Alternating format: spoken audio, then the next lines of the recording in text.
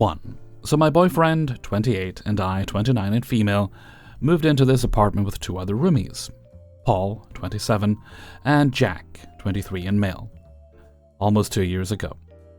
Upon moving in, we were told Paul would have an 8-year-old son over Friday nights. Cool, whatever. A little ways down the road, his baby mama has some kind of trouble with her husband, unsure of the details. But her other 5-year-old daughter was now coming over on Friday nights.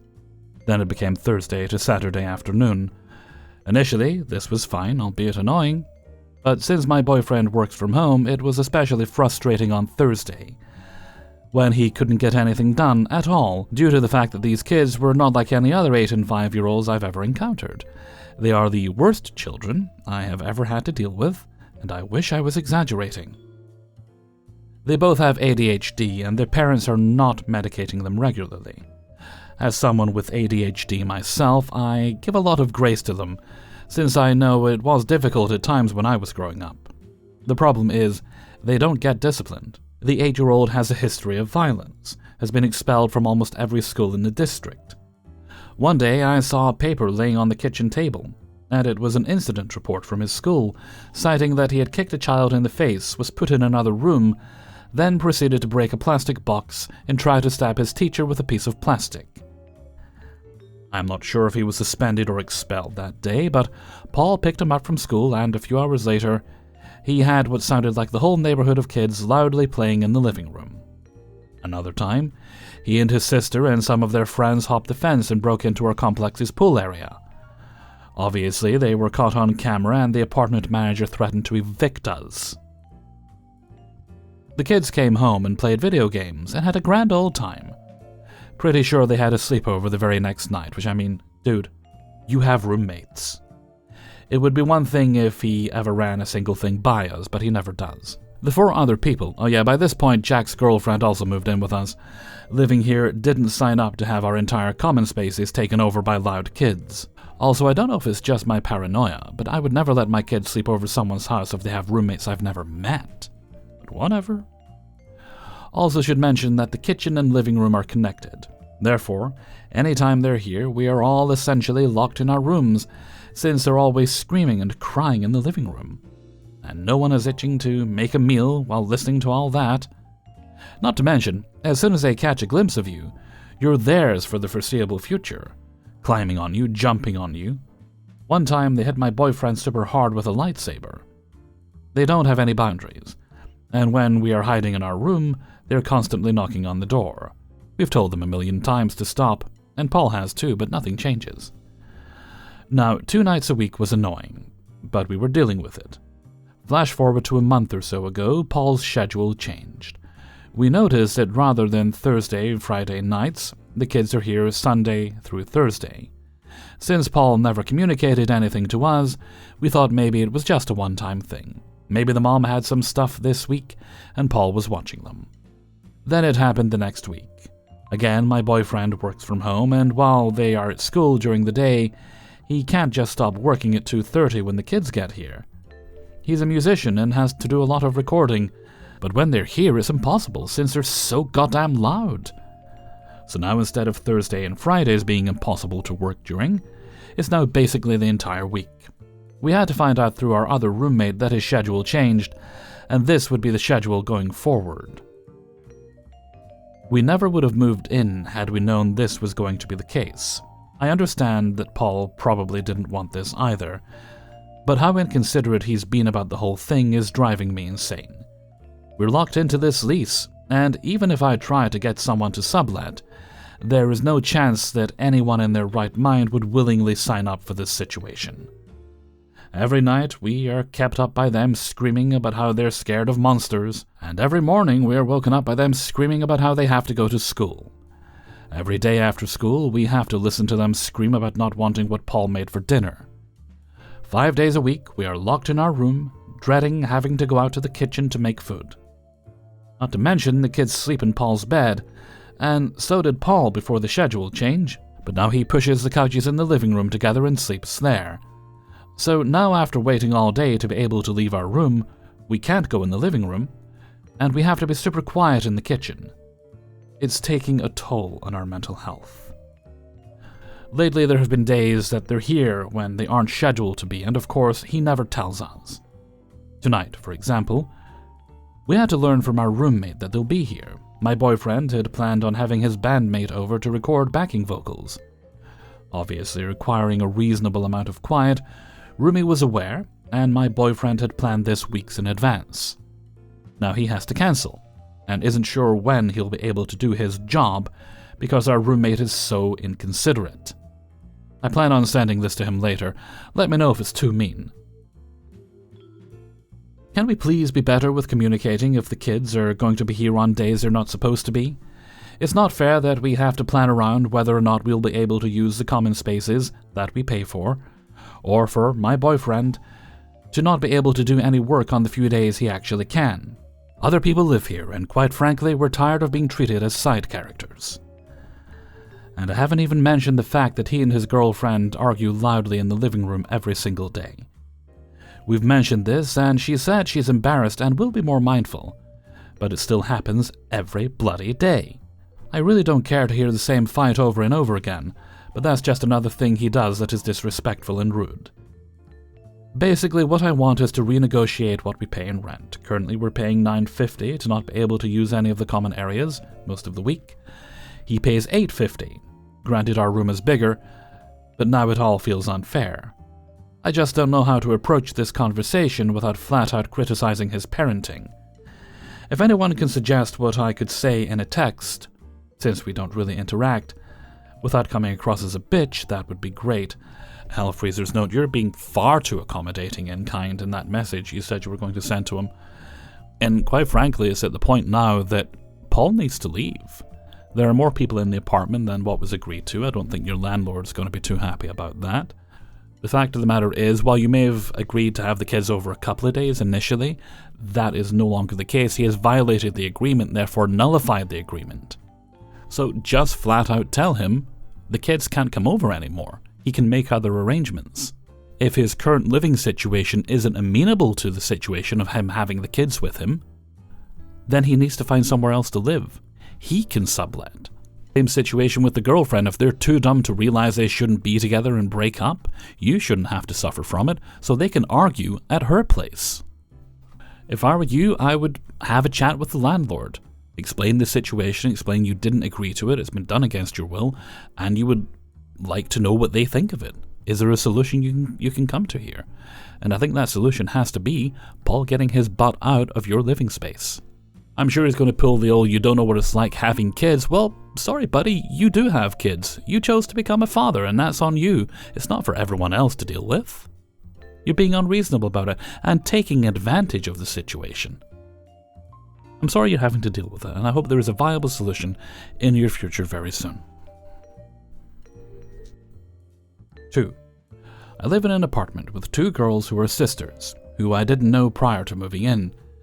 In the beginning, everything was fine. We were all friends, and it seemed like it was going pretty well.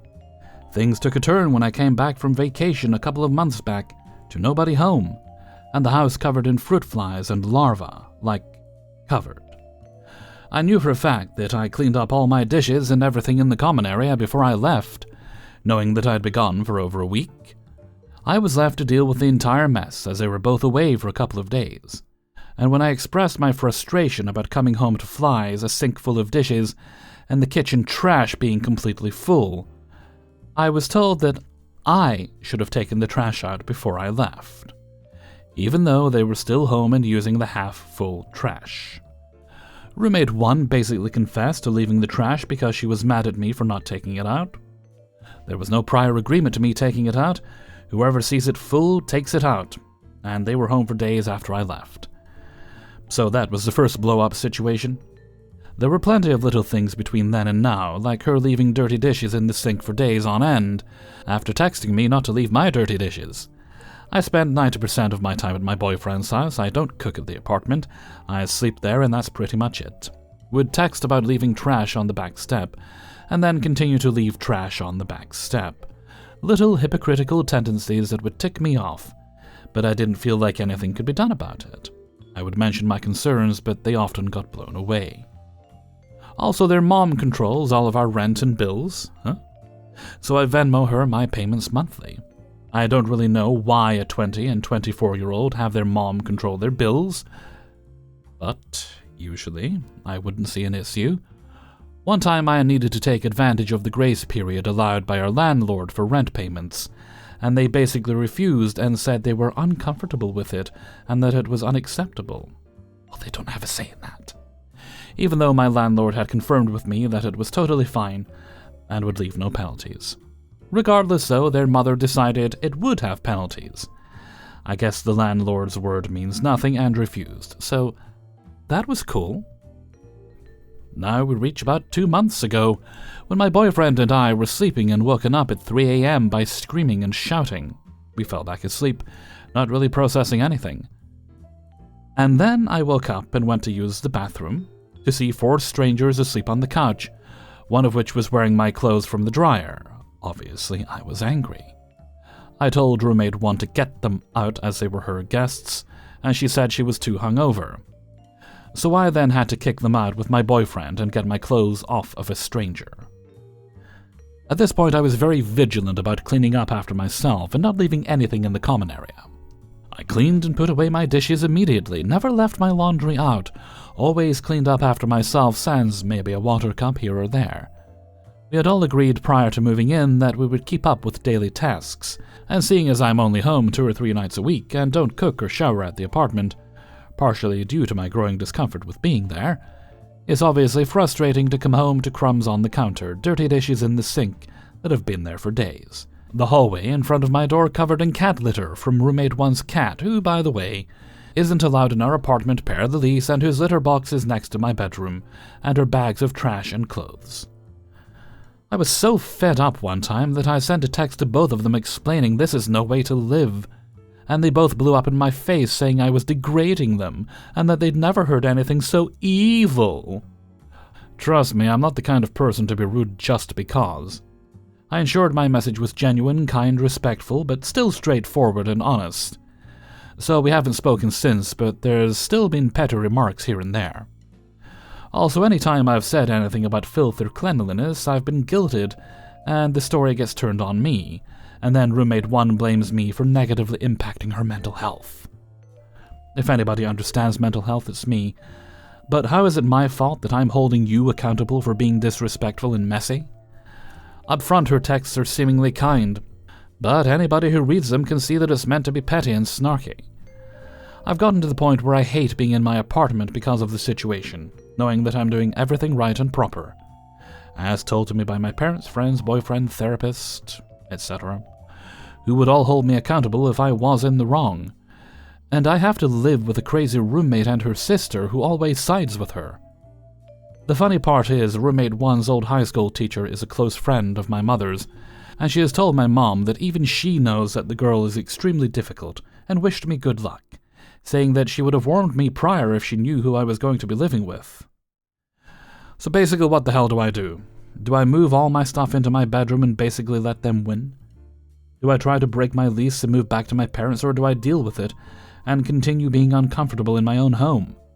I have no idea, but all I do know is that this girl is crazy and I've got to escape.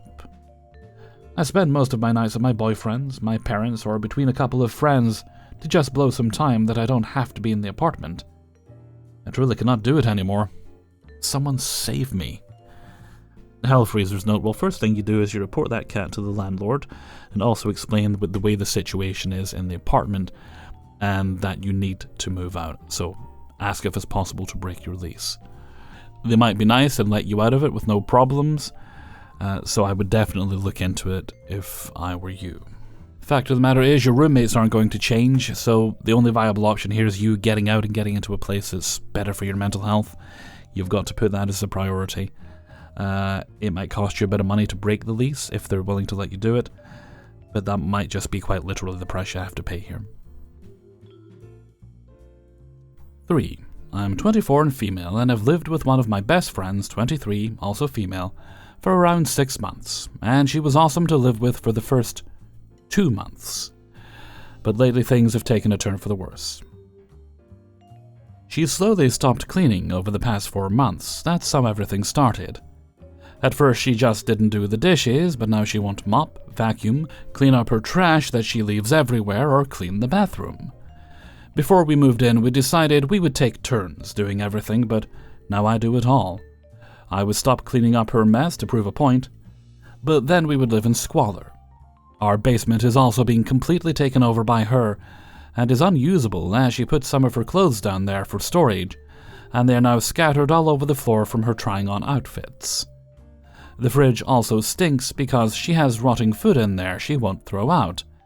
Every conversation I've, nicely, tried to have with her about cleaning up leads to her crying and saying she's depressed and struggling.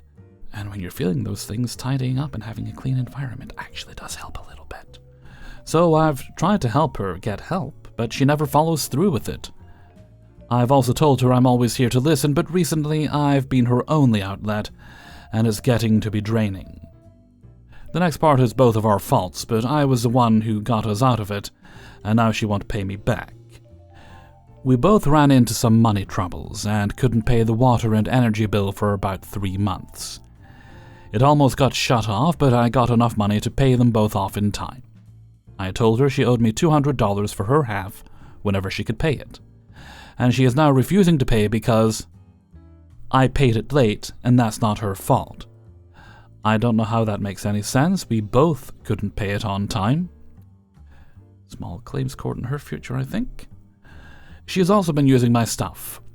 It started with her asking if she could use something once, and then once I tell her yes, she continues to use it over and over again. I notice because she asked to use my shampoo, conditioner, body wash once, and now I notice that my shower supplies have been getting used faster than usual, so I know she's using them. I asked her to stop, and she completely denies that she uses them. The last part is the cherry on top. 2 weeks ago, I went on vacation for a week, and the house was relatively clean before I left, with just her dishes in the sink. When I came home, there were even more dirty dishes in the sink with rotting food on them. The sink was clogged because of all the food she threw in it. Dirty dishes and trash covering our countertop, trash and food all over the living room, clothes and miscellaneous items thrown all around the living room. The house smelled like absolute garbage. I was angry. And then, to make matters worse, she said she clogged the toilet a few days before and couldn't get it unclogged, so we needed to call the landlord. I snapped at her and told her the way the house looked was unacceptable and honestly disrespectful, and she needed to clean it up before we called the landlord because I don't want to get evicted for the house being filthy. She just cried and told me she's depressed and can't do it. I told her I'm sorry, but I don't know what to do anymore. I've tried to help her, but she won't help herself. Now I've been staying at my boyfriend's this past week until she cleans the house up, because it's literally unlivable. Every time I've gone back over to get clothes, the toilet still hasn't been fixed, and she still hasn't cleaned. I don't know what to do anymore. Please help. I can't leave for another 6 months because of the lease, so I guess what I'm asking is, what do I say to my landlord? Is my landlord still going to hold me responsible since we're both on the lease? What do I do? Hellfreezer's note, yeah, you're probably going to be held responsible if the house is a mess, as the landlord won't really care who's cleaning up, as long as it's cleaned up. Unless you have a really, really understanding landlord and you can explain the situation to him. What you really need to do is just keep all your stuff to yourself in your room. Like if she's using your shampoo and your body wash and such, just get a little shower bag, just something you can put them in and keep them in there, and take them when you're going to use the shower yourself, and take them out when you're not. Then that fixes that problem.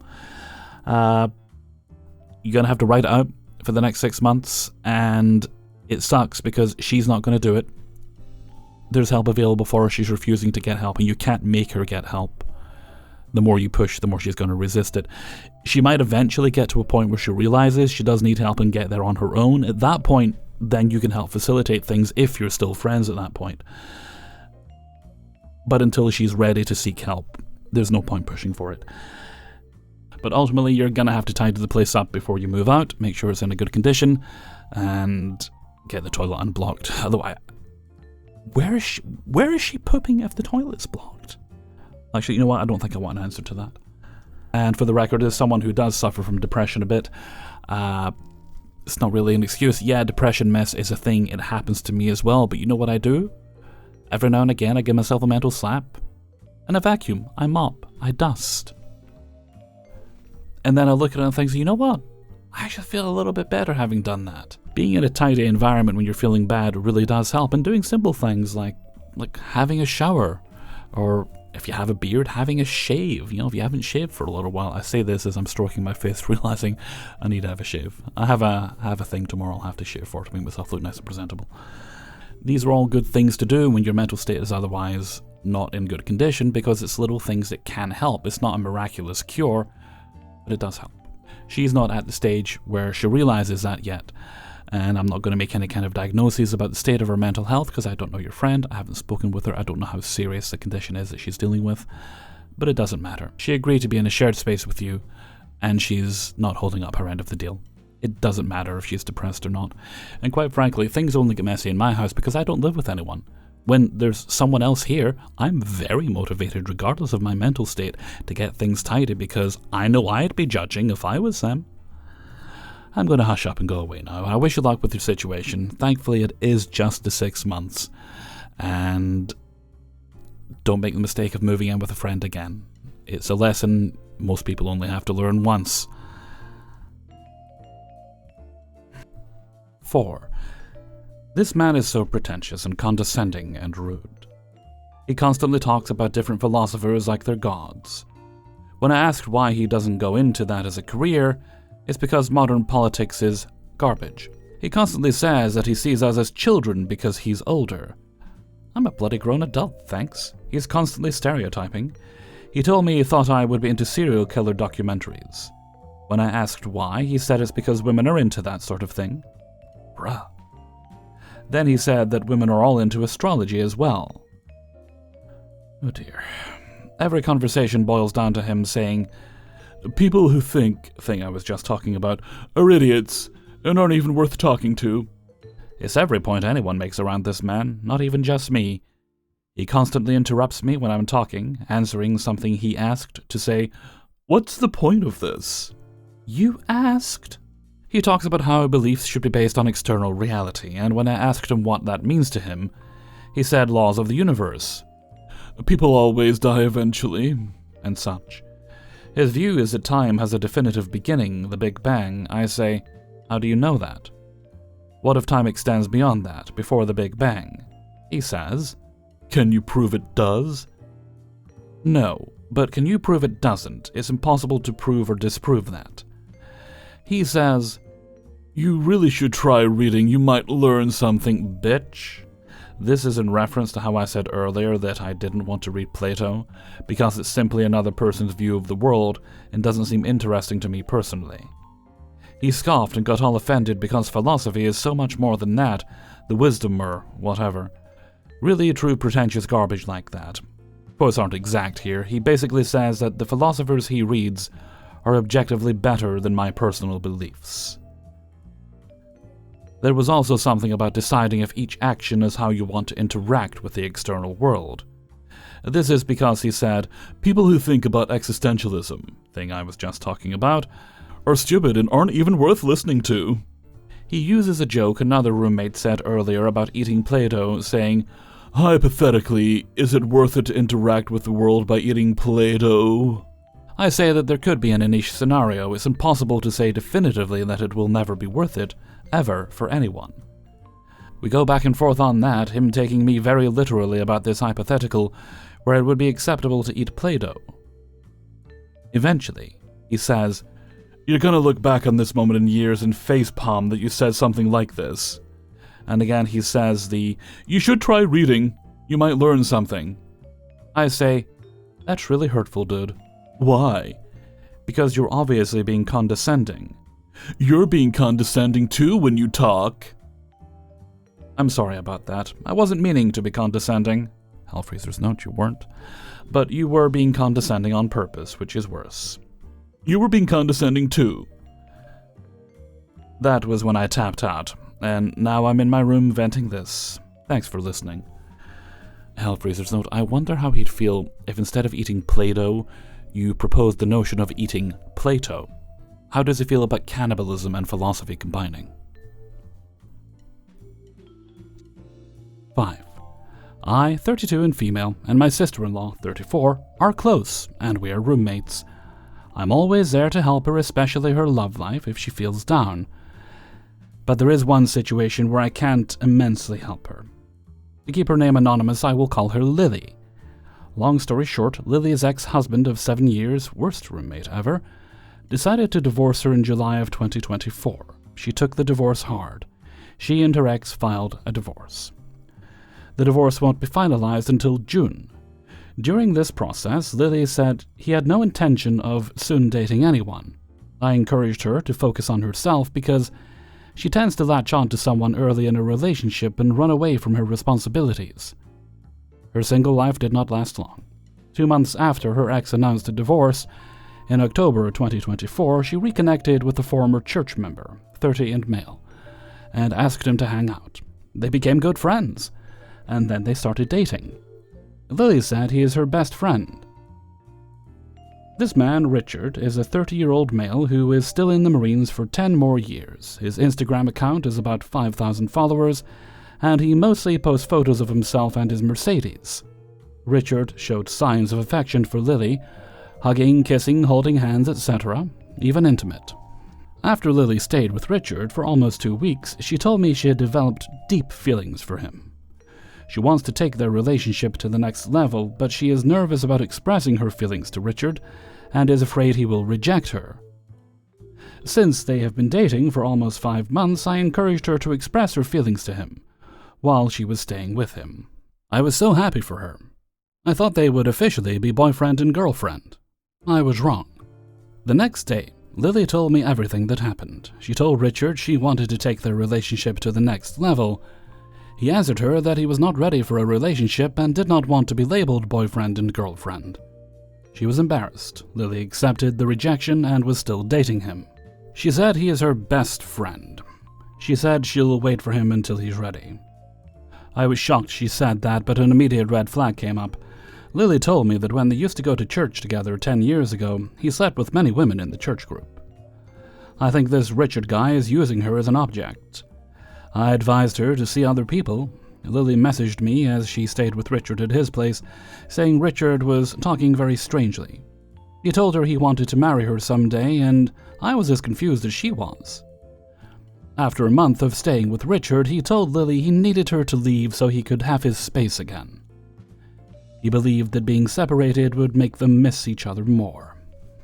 I doubt that Richard feels the same. I don't know how to answer that to Lily. I want to tell her Richard is pretty much saying he's bored of her and wants his place to himself again. Unfortunately, all of my concerns and advice are not reaching out to her. Ever since she connected with Richard, she's been acting like a teenager and running away from her responsibilities, because she's not had a job since her breakup with her ex, and she keeps going back and forth staying with Richard. I advised her to focus on herself, get a job, and not wait for Richard. This is her 6th relationship. She is stubborn. My family and I have tried to advise her to love herself and help reason with her relationship issues for years. It has gotten to the point where I've had enough of her emotional problems, and it's draining me in trying to help her. Strangers, I care about her, but should I stop trying because she's an adult? Hellfreezer's note, you definitely just need to let her make her mistakes. The best you can do is just be there as a friend, as a supportive sister-in-law, when everything comes tumbling down, and offer support if it's within your means to do so. You don't have to do that, because that really is the best you can do, because anything you say to try to dissuade her, anything to make her realize that perhaps he's not the best guy for her, will just make her resent you. So I'd leave well enough alone, and hope things work out, and be there for when and if they don't. Hey everybody, Hellfreezer here, and thank you very much for listening to Bad Roommates episode 71, and thank you very much to everyone who allowed me to use their stories within this video. Before you go, please hit the like button, and if you haven't done so already, I would appreciate it if you subscribed, so you get notified of the videos when they go up. If you would like to support the channel, you can do that by signing up for my Patreon page. There's a link to that in the description. As little as $1 or more if you wish a month gets you early access to the videos at once on a Monday. You can also buy yourself some merchandise by heading over to my merchandise store on Teespring. Okay, that's all the bits and bobs for now, so let's move on to Hellfreezer's question of the day, and today's question is: if you were told you had to give up your favourite food, would you just accept that it was gone and think, well, there's so many other wonderful things I can eat? Or would you set about trying to find a suitable replacement that gives you something of a similar feeling? Like if you couldn't have bacon, you can have turkey bacon. If you couldn't have cheese, maybe you could have like non-dairy cheeses, that sort of thing. I think I enjoy trying to figure out solutions. I mean, there's so many wonderful foods anyway that when I find there's something I can't eat for a while, or if I'm like right now I'm trying to, well, I'm not trying, I'm gradually just making changes so that I can eat healthier overall. So when I want to occasionally indulge, I can. I don't have to worry about what it's doing to my health. But I do like finding substitutions for things. I do like to find ways to recreate dishes that maybe make them healthier. Like some of you might have heard me talk about the vegan mac and cheese, which is got no cheese at all in it. It's all made with vegetables, but it's actually quite nice. I might do that again soon. I've not made it for a while. Let me know what you think in a comment below. And before we go, let's take a look at the answer of the day from a previous video. And this one came from Bad Roommate 69, and it was about happy accidents while cooking. It just so happens that before I sat down to finish recording this video, I did make scones for the weekend. Ended up with a way larger batch than I expected because I made the mix a little too runny, so to add more flour to balance out, and it didn't. The dough was fine after that. I ended up with 20 versus the usual 15. Not a problem because they are very yummy. I started putting ginger in with the cinnamon, just a little bit of ginger in with the cinnamon, and these ones have got sultanas in them. Anyway, today's answer comes from, let's see, Angharad Mac. I am a frustrated scientist, so my experiments all happen in the kitchen. Whilst I've had some failures, the happy accidents far outweigh those. My significant other at the time hated rice. How odd. I mean, refused to eat it and would complain about me serving it. So I got some instant barley. The woodsman's stew I made frequently is even better served over barley instead of rice. He still wouldn't eat it, though. And thank you very much for your answer, Angharad Mac. I do sometimes wonder if I eat too much rice. I tend to buy like 3 bags at a time. Might be worth looking into trying other things like, quinoa and lentils and things. Just for a bit of variety. And with that, I'm going to head off for now. So until next time, thank you very much for listening. And take very good care of yourself.